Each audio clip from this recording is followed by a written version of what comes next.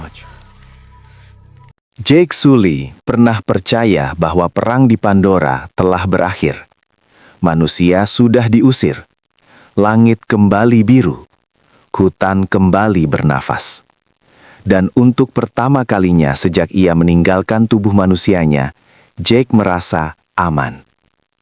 Bertahun-tahun telah berlalu. Jake bukan lagi prajurit. Ia kini seorang ayah, seorang suami, dan pemimpin suku Omaticaya. Bersama Neytiri, ia membesarkan anak-anak mereka di tengah hutan Pandora yang hidup dan berdenyut seperti makhluk bernyawa. Neytiam, anak sulungnya, tumbuh menjadi sosok yang disiplin dan bertanggung jawab. Ia selalu berusaha memenuhi ekspektasi ayahnya. Loak, anak kedua, justru sebaliknya. Ia impulsif, sering membuat kesalahan, dan selalu merasa berada di bayang-bayang kakaknya. Tuk, si bungsu, masih polos dan ceria. Sementara Kiri, anak angkat mereka, memiliki ikatan yang aneh dan kuat dengan Eywa, seolah Pandora sendiri berbicara lewat dirinya. Kehidupan mereka terlihat damai.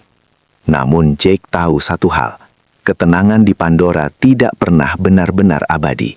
Dan firasat itu terbukti benar. Suatu hari, langit kembali terbakar. Kapal manusia turun dari orbit, menghantam tanah Pandora dengan kekuatan brutal. Kali ini, mereka tidak datang sebagai tamu atau penambang. Mereka datang sebagai penjajah. Dengan tujuan yang jauh lebih besar, membangun koloni permanen dan menjadikan Pandora rumah baru umat manusia. Namun, itu belum yang terburuk. Manusia membawa kembali sesuatu dari masa lalu Jake. Sesuatu yang seharusnya sudah mati. Kolonel Miles Quaritch kembali, tapi bukan sebagai manusia. Ia kini berada dalam tubuh avatar Na'vi, hasil teknologi yang memungkinkan kesadaran manusia dipindahkan ke tubuh baru. Ingatan, kebencian, dan obsesinya tetap utuh. Quaritch tidak peduli pada Pandora. Ia hanya punya satu tujuan, memburu Jake Sully. Jake memimpin serangan gerilya, menghancurkan konvoi manusia satu persatu. Tapi setiap serangan justru memperjelas satu hal, keluarganya semakin menjadi target. Manusia tidak lagi mencari suku, mereka mencari Jake. Dan jika Jake tidak muncul, mereka akan menyakiti siapapun yang ia cintai. Sebagai seorang pemimpin, Jake bisa bertahan. Sebagai seorang ayah, ia tahu ia tidak bisa mengambil risiko itu. Maka Jake membuat keputusan paling berat dalam hidupnya. Ia meninggalkan hutan. Jake membawa keluarganya pergi, jauh dari Omaticaya, menuju wilayah yang tidak pernah ia kenal sebelumnya.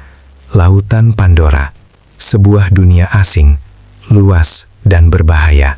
Di sana mereka bertemu klan Metkayina, suku Na'vi yang hidup menyatu dengan laut. Tubuh mereka berbeda, cara hidup mereka berbeda, dan keluarga Sully langsung terasa sebagai orang luar. Jake, yang dulunya pemimpin disegani, kini harus belajar dari nol. Ia harus menundukkan kepala, mengikuti aturan, dan membuktikan bahwa keluarganya layak tinggal. Anak-anak Sully menghadapi tekanan yang lebih berat. Neteyam berusaha keras beradaptasi, memikul tanggung jawab sebagai kakak. Loak justru terus melakukan kesalahan. Ia sulit berenang, sulit menyelam, dan sering dipermalukan oleh anak-anak Metkayina. Setiap kesalahan membuat Jake semakin keras padanya. Loak merasa tidak pernah cukup, tidak pernah benar. Dan justru di saat itulah, ia menemukan seseorang yang sama-sama dianggap gagal. Di laut dalam, Loak bertemu Payakan, seekor tulkun, makhluk raksasa cerdas yang memiliki ikatan spiritual kuat dengan suku Metkayina. Namun Payakan adalah pengecualian. Ia diasingkan karena masa lalunya yang penuh kekerasan. Loak dan Payakan menjadi sahabat. Dua makhluk yang sama-sama disalahpahami. Untuk pertama kalinya, Loak merasa diterima. Namun manusia juga telah menemukan lautan Pandora. Mereka tidak datang untuk belajar. Mereka datang untuk membunuh. Tulkun diburu demi Amrita, cairan berharga dari otak mereka yang mampu menghentikan penuaan manusia. Pembantaian terjadi di laut terbuka, tanpa ampun. Payakan menyaksikan kaumnya dibunuh, dan luka lama kembali terbuka. Di saat yang sama, Quaritch semakin dekat dengan Jake. Ia menggunakan anak-anak sebagai umpan, dan rencananya berhasil. Pertempuran besar pecah di lautan Metkaina. Api bertemu air, logam bertemu makhluk hidup, dan keluarga Sully terjebak di tengah kekacauan. Anak-anak ditangkap.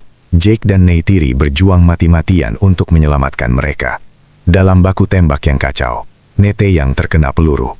Ia berhasil menyelamatkan adik-adiknya, namun tidak dirinya sendiri. Nete yang mati di pelukan Jake. Bagi Jake, ini adalah kekalahan terbesar. Bukan karena musuhnya lebih kuat, tapi karena sebagai ayah, ia gagal melindungi anaknya. Setelah pertempuran usai, Jake tidak kembali ke hutan. Ia tidak lari lagi. Ia memilih untuk tinggal di laut, bersama Metkaina, bersama keluarga yang tersisa. Jake akhirnya memahami satu hal yang selama ini ia abaikan. Perang ini bukan tentang wilayah, bukan tentang teknologi. Ini tentang keluarga, tentang apa yang layak diperjuangkan. Dan selama manusia masih datang ke Pandora, Jake Sully akan berdiri di garis depan, bukan sebagai prajurit, tapi sebagai ayah. Leave any for me? I see. This is our fortress.